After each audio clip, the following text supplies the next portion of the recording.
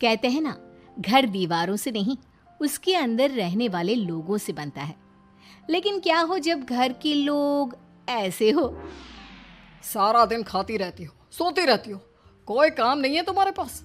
ऊपर से बहू के आ जाने के बाद तो तुम और निकम्मी हो गई हो। दिखावे के लिए हाथ में माला पकड़ ली है, बाकी कोई काम नहीं करती। अरे कैसी बात कर रहे हैं? अब तो बहू आ गई है, अब तो मेरी बेइज्जती करना बंद कर दीजिए। जैसे तैसे मेरी तो जिंदगी कट गई गालियां खा खा कर। अरे उस बेचारी को तो छोड़ दीजिए। तभी बेटे के जोर जोर से चिल्लाने की आवाज आती है। कहा था ना तुमसे रिजाइन कर दो, क्यों नहीं किया? और ये पर्स लटका कर कहाँ निकली? चलो कमरे में, काम करो घर का। बहू बेटे की लड़ाई सुनकर सास ससुर बाहर आ जाते हैं। सामने खड़ी होती है नई नवेली बहू रीमा। देख लीजिए माँ जी, शादी से पहले तो मेरे माँ पापा के सामने कहा था कि शादी के बाद नौकरी करने देंगे, लेकिन अब क्या कह रहे हैं? तो तुम माँ जी को क्यों बोल रही है बहू? तब उसका मन रहा होगा, अब नहीं है। पर पिताजी, उसके मन से मेरा करियर तो नहीं चल सकता ना। ससुर को बहू की बात पर गुस्सा आ जाता है। वो बेटी की तरफ देखता है।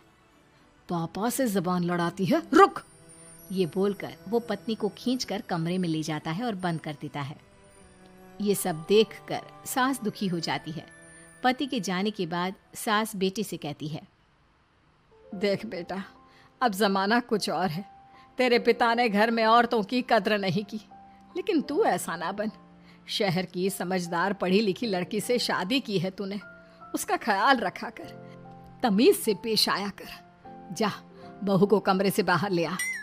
लेकिन बेटा नहीं मानता और बहू कमरे में सारा दिन बंद रहती है। शाम को बेटा बाहर जाता है कि सास चाय और बिस्कुट लेकर बहू के कमरे में जाती है। बहू बेटा ये ले, चाय पी ले। रो रो कर कैसी शक्ल बना ली है बेटा। माँ जी, ये कैसे लोग हैं? आप कैसे मैनेज कर रही हैं? ऐसे थोड़ी ना होता है माँ जी।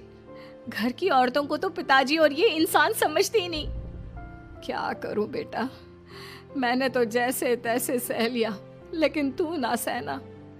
दोनों बात कर ही रहे थे कि ससुर आ जाते हैं। अच्छा, तो अब बहू को भड़का रही हो? बहुत दिन हो गए मार खाए, अब क्या बहू के सामने खाओगे? जाओ यहाँ से, और जरूरत नहीं है ज्यादा इस लड़की को सर पर चढ़ाने की, समझी? बहू को ससुर की बात पर गुस्सा आ जाता है, लेकिन वो कुछ नहीं कहती। आए दिन बहू देखती है कि कैसे उसकी सास और उसके साथ उसका ससुर और पति गंदा व्यवहार करते हैं। फिर एक दिन, ये क्या बनाया है? खाना बनाना नहीं आता क्या? ये बोलकर वो खाने की भरी सारी थाली फेंक देता है। अरे बेटा कोई बात नहीं, शांत हो जा, मैं अभी बाहर से कुछ मंगवा देता हूँ। हाँ पापा, ऑर्डर करिए। ऐसे खाने से तो पेट भरने से रहा। वैसे खाना तुमको बनाना आता नहीं और बाहर जाकर नौकरी करना चाहती हो। अरे तुम जैसे को तो पूछते भी नहीं है बाहर। बहू को पति की बात पर गुस्सा आता है, तभी सास बोल पड़ती है। तेरे से ज्यादा पढ़ी लिखी है, वो तो तूने इसे कहा था कि तू नौकरी करने देगा तो तुझसे शादी कर ली, वरना ना ही करवाते इसके माँ बाप तुझसे शादी इसकी। और कमाती भी ये तेरे जितना ही है बेटा। बहू हैरान रह जाती है कि जो सास खुद के लिए एक बार भी खड़ी नहीं हुई, वो उसके लिए बेटे को भी भला बुरा सुना रही है। उसकी नज़र में सास की इज्जत और बढ़ जाती है। वो सास को देखकर ये सब सोच ही रही थी कि उसके कान में एक जोर से चांटे की आवाज आती है। किसको किसको मार पड़ी? वो देख ही रही होती है कि उसकी नज़र ज़मीन पर बैठी सास पर पड़ती है।